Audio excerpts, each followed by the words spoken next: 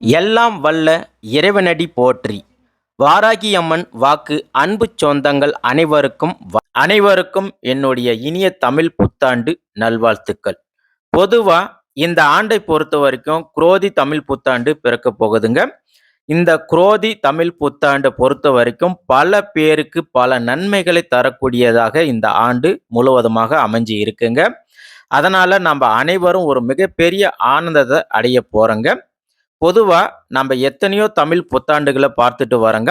அந்த வரிசையில இந்த குரோதி தமிழ் புத்தாண்டு 2024 வருஷத்தை பார்க்க போறோங்க. அன்பார்ந்த மகரம் ராசி அன்பர்களே, அனைவருக்கும் இனிய குரோதி தமிழ் புத்தாண்டு நல்வாழ்த்துக்களுங்க. பொதுவா இந்த மகர ராசிக்காரர்களுக்கு சகல சௌபாகியத்தோட சீரும் சிறப்போடு நல்ல சிரஞ்சீவியாக வாழ்வதற்கு இந்த குரோதி வருஷம் மிகப்பெரிய உதவியாக விளங்க போகுதுங்க. மகர ராசிக்காரர்களுக்கு இந்த வருஷம் சாதகமான பலன்கள் எல்லாமே உங்களுக்கு கிடைக்க போகிற காலமாக இந்த வருஷம் அமைஞ்சி இருக்குங்க. பொதுவாக ராசி மண்டலத்தில் 10வது ராசியாக வரக்கூடியது தாங்க இந்த மகரம் ராசி. இந்த மகர ராசியை கர்ம ராசின்னு சொல்லுவாங்க. ஏன்னா இந்த ராசிக்கு அதிபதியாக சனி பகவான் வராருங்க, ஆட்சியும் பெற்று இருக்கிறாருங்க. அதே போல் உங்கள் ராசியில் 2ஆம் இடத்திலிருந்து சனி பகவான் ஆட்சியில் இருக்கிறதுனால, அதாவது உங்களுக்கு தனஸ்தானபதியாகவும் தனத்திலேயே சனி பகவான் அமர்ந்து இருக்கிறாருங்க. அதாவது உங்களுக்கு குடும்பம், வாக்கு, தனம், வருமானம், பொருளாதாரம் இது போன்ற பல சகல சௌபாக்கியங்களும் பெறப்போகிற வருஷம் தாங்க இந்த குரோதி வருஷங்க. பொதுவாக இந்த மகர ராசிக்காரர்கள் உங்களுடைய பிறப்பில் இன்னுமே ஒரு புரியாத புதிர் இருக்குங்க. அதாவது நீங்கள் ஒன்று நினைப்பீங்க, நடக்கிறது ஒன்றா இருக்குங்க. ஆனால் காலம் மாறுதே தவிர ஒன்றுமே இது வரைக்கும் நம்மளுக்கு நடக்கலை அப்படின்ற கவலையும் உங்களுக்கு இருக்குங்க. அதே போல் நம்ம கிட்ட அன்பை காட்டுறவங்களை விட நம்மளை வெறுக்கிறவங்க தான் அதிகமாக இருக்கிறாங்க அப்படின்னு உங்களுக்கு மனசில் கவலைங்க. அப்படி மிகப்பெரிய ஒரு குழப்பத்திலையும் நீங்கள் இருக்கிறீங்க என் அன்பு மகர ராசி அன்பர்களே. அப்போ இந்த குரோதி வருஷம் உங்களுடைய அனைத்து பிரச்சனைகளுக்கும் குழப்பங்களுக்கும் தீர்வாக போகுதுங்க. அது எப்படின்னா, பொதுவாக இந்த தமிழ் குரோதி வருஷம் உங்களுக்கு கடவுள் ஆதாயம் எத்தனை கொடுத்திருக்கிறாரு, விரயம் எத்தனை கொடுத்திருக்கிறாரு அப்படின்றத நம்ம முதல்ல பார்க்கலாங்க. பொதுவாக ஒரு மனுஷன் எழ முடியாமல் உட்கார்ந்து இருக்கிறவன் கஷ்டப்பட்டு எழுந்து நிற்கிறான்னா அவன் தவறி விழாமல் இருக்க மற்றவங்க தாங்கி பிடிச்சி தூக்கி விடுவாங்க. அதே போல் உதவியும் பண்ணுவாங்க. ஆனால் இது வரைக்கும் மகர ராசிக்காரர்கள் கூட இருக்கிறவங்க எப்படி உதவி பண்ணுறாங்கன்னா, நீங்கள் உயர்ந்து இருந்தால் உங்களை கைத்தட்டி தூக்கி விடுறாங்க. நல்லா புரிஞ்சுக்காங்க, கைத்தட்டி தூக்கி விடுறாங்க. அதாவது நீங்கள் உயர்ந்து இருக்கணும். அதே போல் நீங்கள் உயர்வதற்கு, நீங்கள் கஷ்டப்பட்டு மேலே உயர்வதற்கு யாருமே உதவி பண்ண மாட்டாங்க. இதை நீங்கள் நல்லா புரிஞ்சுக்காங்க. நீங்கள் கீழே இருந்து மேலே உயர்வதற்கு யாருமே உங்களை கைத்தட்டி தூக்கி விட மாட்டாங்க. அதுவே நீங்கள் ஒரு லட்சாதிபதியாக ஆகிட்டீங்கன்னா இந்த லட்சாதிபதிக்கு கீழே இருக்கிறவங்க உங்களை உயர்த்தி பேசுவாங்க. நல்லா புரிஞ்சுக்காங்க. நீங்கள் ஒரு லட்சாதிபதியாக இருக்கிறீங்கன்னா உங்களுக்கு கீழே இருக்கிறவங்க உங்களை தூக்கி வச்சு பேசுவாங்க. ஆனால் உங்களுக்கு மேலே இருக்கிற கோடீஸ்வரன் உங்களை திரும்பி பார்க்க மாட்டான்.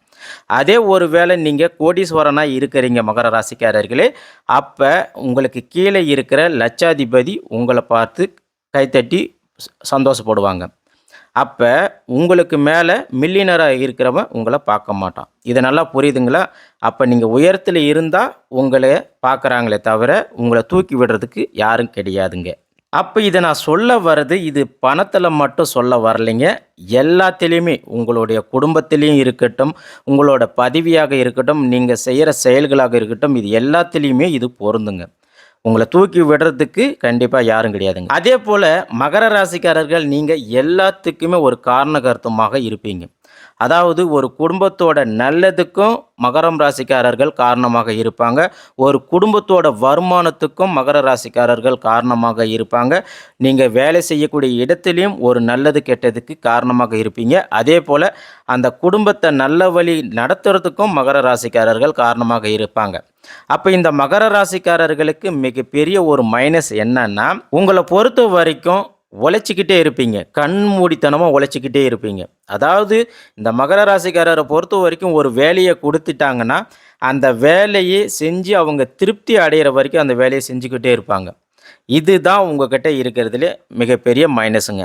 ஆனா, இந்த காலகட்டத்த பொறுத்தவரைக்கும் எல்லாருமே ஸ்மார்ட் ஒர்க் பண்ணிட்டு போறாங்க. அதனால நீங்க மட்டும் தான் அன்னையில இருந்து இன்னை வரைக்குமே ஒரே மாதிரியா நீங்க இருக்கிறீங்க. அப்போ உங்களுடைய நல்ல குணத்துக்கு இந்த குரோதி வருஷம் சிறப்பாக இருக்க போகுதுங்க. ஆனா, இந்த மகர ராசிக்காரர்களுக்கு அவ்வப்போது சூழ்நிலைகள் தாங்க உங்களுக்கு எதிரியாக மாறுதுங்க. அதாவது உங்களுக்கு சூழ்நிலைகள் தான் எதிரியாக மாறுதுங்க. அது எப்படின்னா, உங்க பக்கத்துல இருக்கிற சொந்த பந்தம், உறவுகள் தான் உங்களுக்கு எதிரியாக வராங்க. அது ஏன்னா, அவங்க உங்கள எப்பயுமே ஒரு பணம் கொடுக்கிற, பணம் எடுக்கிற ஏடிஎம் மிஷினா தான் உங்கள பார்க்குறாங்க, பயன்படுத்திக்கிறாங்க. அது எப்படின்னா, இப்போ ஒரு வேள நீங்க அவங்களுக்கு பணம் கொடுக்கலன்னா, அவங்க வருத்தப்படுவாங்க, உங்க மேல வருத்தப்படுவாங்க. அதேபோல நீங்க ஒரு நல்ல விஷயம், நல்லது கெட்டதுக்கெல்லாம் நீங்க அவங்களுக்கு அட்வைஸ் பண்ணாலும் வருத்தப்படுவாங்க. அப்ப மகர ராசிக்காரர பொறுத்தவரைக்கும் ஒரு விஷயம், இன்னையிலிருந்து நீங்க அவங்களுக்கு பணம் கொடுக்கணும். நீங்க ஆனா அட்வைஸ அவங்களுக்கு பண்ணக்கூடாது. அவங்களுக்கு தகுந்த மாதிரி சந்தோஷமா சிரிச்சுக்கிட்டே கேட்டதெல்லாம் நீங்க செய்யணும். ஆனா உங்களுடைய கஷ்டம், சோகம் எல்லாம் நீங்க அவங்களுக்கு காட்டக்கூடாது. இதுதான் அவங்க உங்ககிட்ட எதிர்பார்க்குறாங்க. இத நல்லா புரிஞ்சுக்கங்க. உங்களுடைய கஷ்டம், சோகம் எல்லாமே அவங்க எதிர்பார்க்கல. உங்கள அவங்க தேவைக்கு தான் பயன்படுத்துறாங்க. அப்ப இதுக்கு எல்லாம் நீங்க ஒரு முற்றுப்புள்ளி வைக்கணும் இல்லையா? அப்ப இத முற்றுப்புள்ளி வைக்கிறதுக்கான வருஷமாக இந்த குரோதி வருஷம் உங்களுக்கு அமையுதுங்க. அதனால இனிமே நீங்க நீங்களாக இருக்க போறீங்க. அதற்கான காலம் இப்ப ஆரம்பம் ஆக போதுங்க. அப்ப மகர ராசிக்காரர்களே, இந்த குரோதி வருஷம் நீங்க நீங்களாக இருக்கிறதுக்கான காலமாக இருக்குங்க. அதேபோல உங்கள மத்தவங்க உற்று நோக்கி பார்க்கக்கூடிய காலமாக இந்த காலம் இருக்க போதுங்க. ஏன்னா, நீங்க கடவுளுடைய அருள் பரிபூர்ணமாக உள்ளவங்க நீங்க. அது எப்படின்னா, இந்த சித்தர்கள், நியாயமானவர்கள், மகான்கள் அவங்களுடைய ஆசீர்வாதம் எப்பவுமே மகர ராசிக்காரர்களுக்கு நிறைய இருக்குங்க. அதேபோல உங்களுக்கு நல்லதே செய்வாங்க. அது மட்டும் இல்லாம மகர ராசிக்காரர்களுக்கு மட்டும்தாங்க செவ்வாய் பகவான் உச்சம் பெற்று இருக்கிறாருங்க. அப்ப என்ன ஆகும்னா, மகர ராசிக்காரர்கள் உங்களுடைய நாடி, நரம்பு, புத்தி இது எல்லாத்திலுமே நீங்க என்ன நினைக்கிறீங்களோ அதை எல்லாம் உங்க உடம்புலயும் ஊறி இருக்குங்க. அதேபோல நல்ல விஷயங்கள் தான் உங்களுக்கு தோணுமே தவிர கெட்ட விஷயங்கள் தோணாதுங்க. அப்ப இந்த சித்தர்கள், முனிவர்கள் போல நீங்களும் வைராக்கியம் உடையவர்களாகவும், அதனால அந்த வைராக்கியத்தோட நீங்க உங்க வாழ்க்கையில மிகப்பெரிய முன்னேற்றத்தை ஏற்படுத்திக்க போறீங்க. அதனால மகரம் ராசிக்காரர்களே, நீங்க எப்பயுமே வைராக்கியமாக முடிவு எடுங்க. அதேபோல யார் எது சொன்னாலும் எடுத்த முடிவில் இருந்து தயவு செஞ்சு பின்வாங்காதீங்க. அப்படி நீங்க ஒருவேளை பின்வாங்குனீங்கன்னா, உங்க வாழ்க்கையில நீங்க முன்னேற்றத்துக்கு வர முடியாதுங்க.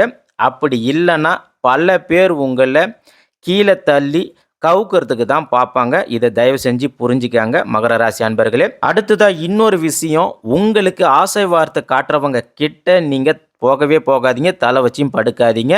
இத நீங்க தெளிவா இருந்தீங்கன்னா, உங்க வாழ்க்கையில ஒரு நல்ல முன்னேற்றம் உண்டாகுங்க.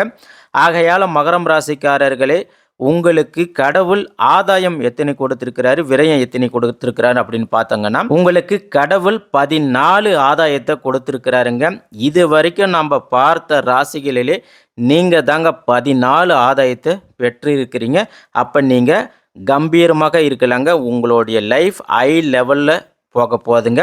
அதே போல் உங்களுக்கு விரயம் எவ்வளோங்க அப்படின்னு பார்த்தா, உங்களுக்கு கடவுள் 14 விரயத்தை கொடுத்துருக்கிறாருங்க.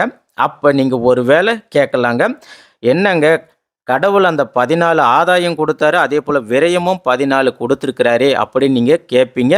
ஆகையால் தயவு செஞ்சு நீங்கள் கவலையே படாதீங்க மகர ராசி அன்பர்களே. கடவுள் உங்களுக்கு 14 ஆதாயத்தை கொடுத்துருக்கிறாருன்னா, கடவுள் உங்களை ஒரு செயல்காட்டியாக வச்சுருக்கிறாருங்க. அதாவது ஒருத்தர் உங்ககிட்ட ₹1,00,000 கொடுத்து இதை மற்றவங்களுக்கு கொடுத்துருங்க அப்படின்னு சொன்னார்னா, அதில் உங்களுடைய பணம் விரயம் ஆகாது, உங்களுக்கு செலவு ஆகாது. ஏன்னா கடவுள் ஒரு இடத்துலேருந்து உங்ககிட்ட கொடுத்து அதை மற்றவர்களுக்கு செய்யறதுக்கு, உதவி செய்யறதுக்காக உங்களை வழிகாட்டுறாரு. அப்போ உங்களோட பணத்தை நீங்கள் செலவு பண்ண மாட்டீங்க. அதுவே அவங்க கொடுத்த பணத்தை நீங்கள் ஆசைப்பட்டு நீங்கள் உங்ககிட்ட வச்சுக்கணும் அப்படின்னு நினச்சா அது மிகப்பெரிய துரோகங்க. அது கடவுள் உங்களை சும்மா விட மாட்டார். ஆகையால் இந்த இடத்துல நீங்கள் புரிஞ்சிக்க வேண்டியது என்னன்னா, கடவுள் 14 ஆதாயத்தை கொடுத்தது அங்கேருந்து வாங்கி நீங்கள் இங்கே திருப்பி கொடுக்க போகிறீங்க. இதில் உங்களுடைய பணமோ பொருளோ எதுவுமே நஷ்டம் ஆகாதுங்க. அதே போல் நீங்கள் இந்த செய்யக்கூடிய நல்ல உதவிகளால் நீங்கள் மிகப்பெரிய உயரத்துக்கு போக போகிறீங்க. இதை ஃபஸ்ட்டு நீங்கள் புரிஞ்சுக்காங்க. அப்போ உங்களுடைய பணமாக இருக்கட்டும், உங்களுடைய செயலாக இருக்கட்டும், உங்களுடைய வேலையாக இருக்கட்டும், இது எல்லாம் மேலும் உங்களை இன்க்ரீஸ் ஆக போகுதுங்க. நீங்கள் கவலையே பட வேணாங்க. கடவுள் அதாவது உங்களுக்கு இன்க்ரீஸ் பண்ண வழி காட்டுறாருங்க.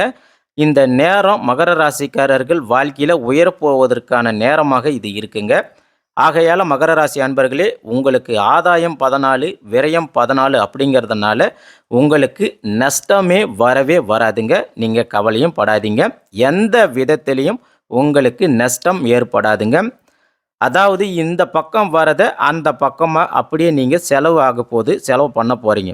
அதனால் இந்த வருஷத்தில் உங்களுடைய வாழ்க்கையை பொறுத்த வரைக்கும் உங்கள் மனசில் என்ன படுதோ அதுபடி நீங்கள் வாழுங்க. அற்புதமான காலமாக இந்த காலம் உங்களுக்கு அமைதுங்க. அதாவது உங்கள் மனசில் என்ன படுதோ, என்ன பேசணும்னு நினைக்கிறீங்களோ அதை நீங்கள் பேசுங்க. யாருக்கு உதவி செய்யணும்னு நீங்கள் நினைக்கிறீங்களோ உதவி பண்ணுங்க. அதாவது மகர ராசிக்காரர்கள் நீங்கள் இந்த வருஷம் ஃப்ரீடமாக இருக்க போகிறீங்க. இது உங்களுக்கு சுதந்திரமான காலமாக இது இருக்குதுங்க. அப்போ இந்த வருஷத்தை பொறுத்த வரைக்கும் உங்களை தூற்றியவர்கள் உங்களை போற்றக்கூடிய வருஷமாக இது வரப்போகுதுங்க. உங்களெல்லாம் ஏளனமாக பார்த்தவங்க உங்களை கைத்தட்டி பாராட்ட போகிறாங்க.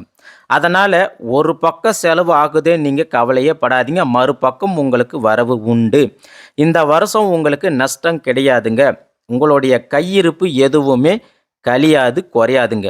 ஆகையால் மகரம் ராசி அன்பர்களே, இந்த வருஷத்தை பொறுத்த வரைக்கும் நீங்கள் மகர ராசிக்காரர்கள் என்றைக்குமே ஜீவசமாதி அடைஞ்ச பெரியவர்கள் மகான்களை நீங்கள் வழிபாடு பண்ணுங்கள். காஞ்சி மகா பெரியவா, ராகவேந்திரர், சாய்பாபா, ரமண மகரிஷி, அப்படி வேறு யாராவது உங்களுக்கு யார் பிடிச்சிருக்கோ அவங்கள போயிட்டு நீங்கள் வழிபாடு பண்ணுங்கள். ஆகையால் உங்களுடைய பொருளாதாரம் மிகப்பெரிய உயர்ந்த நிலைக்கு அடைவதற்கான நேரம் இதுங்க. அதே போல் உங்களுக்கு இருந்த கடன் பிரச்சனைகள் அனைத்தும் விலக போதுங்க. கஷ்டங்கள் விலக போதுங்க. உங்களுக்கு இருந்து வந்த பிரச்சனைகள், நிலப்பிரச்சனை, இடப்பிரச்சனை, கேஸ், கோர்ட்டு இது எல்லாமே சால்வ் ஆகி உங்களுக்கு வெற்றி கிடைக்க போதுங்க.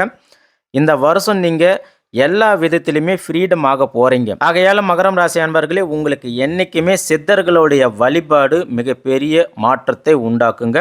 இதுக்கு முன்னாடி கஷ்டப்பட்ட நீங்கள் இனிமேல் சிறப்பாக இருக்க போகிறீங்க. இந்த வருஷம் முடிஞ்ச வரைக்கும் நீங்கள் திருத்தணி முருகனை வழிபாடு பண்ணி ஆகணுங்க. அதே போல் உங்களுக்கு அருகாமையில் இருக்கக்கூடிய வள்ளி தெய்வானையோட முருகன் இருக்கக்கூடிய கோவில் ஆலயங்களுக்கு சென்று நீங்கள் வழிபாடு பண்ணுங்க. உங்களுடைய வாழ்க்கையில் இந்த வருஷம் சிறப்பாக இருக்கும். அடுத்ததாக ராமேஸ்வரம் முடிஞ்ச வரைக்கும் நீங்கள் போயிட்டு வாங்க. அதே போல் நீங்கள் அங்கே போயிட்டு வந்தீங்கன்னா உங்களுக்கு கண்டிப்பாக சிறப்பான மாற்றம் உண்டாகுங்க. அடுத்ததாக இந்த வருஷம் யோக நரசிம்மரை நீங்கள் நிச்சயமாக வழிபாடு பண்ணணுங்க. அப்படி நீங்கள் பண்ணும்போது உங்களுக்கு நல்ல மாற்றம் உண்டாகும். அதே போல் பெரியவர்களிடம் விட்டு கொடுத்து போங்க. ஏதாவது எதிர்த்து பேசுனாங்கன்னா விட்டு கொடுத்து போங்க. கணவன் மனைவி இடையே சண்டை சச்சரவுலாம் வேண்டாங்க. வாக்குவாதம் வேண்டாம். விட்டு கொடுத்து போங்க. அதே போல் வேலை செய்கிற இடமாக இருக்கட்டும், பணம் சம்மந்தப்பட்ட இடமாக இருக்கட்டும், கொஞ்சம் பொறுமையாக உணர்ச்சி வசப்படாமல் எதையுமே கையாளுங்க. நிச்சயமாக வெற்றி உண்டாகும். மொத்தத்தில் இந்த வருஷம் உங்களுக்கு குரோதி தமிழ் வருஷம் எப்படி இருக்குது அப்படின்னு கேட்டால், மகர ராசிக்காரர்களே உங்களுக்கு இந்த வருஷம் நீங்கள் நினச்ச மாதிரி வாழ போகிறதுக்கான வருஷங்க. ஜெயிக்க போகிறீங்க, வெற்றி பெற போகிறீங்க. வாழ்க வளமுடன். நம்மளுடைய வீடியோ பதிவில் சொல்லக்கூடிய அனைத்து பலன்களும் பொது பலன்களே. அதாவது நம்ம சொல்லக்கூடிய பலன்கள் 75% பலிக்குங்க. மீதி இருக்கக்கூடிய 25% அதாவது உங்களுடைய தனிப்பட்ட ஜன்ம ஜாதகத்தின்படி மாறுபடுங்க. ஆனால் நம்ம சொல்லக்கூடிய இந்த தகவலே உங்களுக்கு போதுமானதுங்க. ஆன்மீகம் என்பது எளிமையே மற்றும் நம்பிக்கையே. ஆகையால் இறைவனடி தொழுது இந்த வீடியோ பதிவை நாங்கள் இன்று முடிக்கிறோம். இந்த வீடியோ பதிவு உங்களுக்கு பிடிச்சி இருந்துச்சுன்னா மறக்காமல் நம்மளுடைய வாராகி அம்மன் வாக்கு சேனலுக்கு லைக் பண்ணுங்கள், சப்ஸ்கிரைப் பண்ணுங்கள், சைடு இருக்கிற பெல் பட்டனை ப்ரெஸ் பண்ணி வச்சுக்காங்க. அப்படியே உங்களுடைய ஃப்ரெண்ட்ஸ் ஃபேமிலிக்கு ஷேர் பண்ணுங்கள். நன்றி, வணக்கம்.